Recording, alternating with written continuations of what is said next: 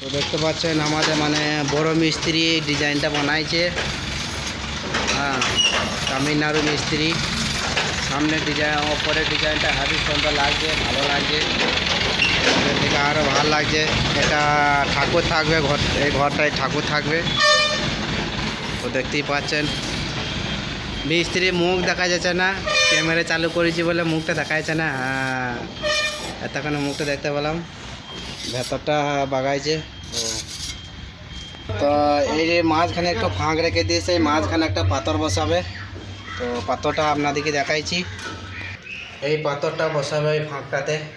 দেখতেই পাচ্ছেন হেবি সুন্দর পাথরটা, ফিনিশিং আছে ভালো।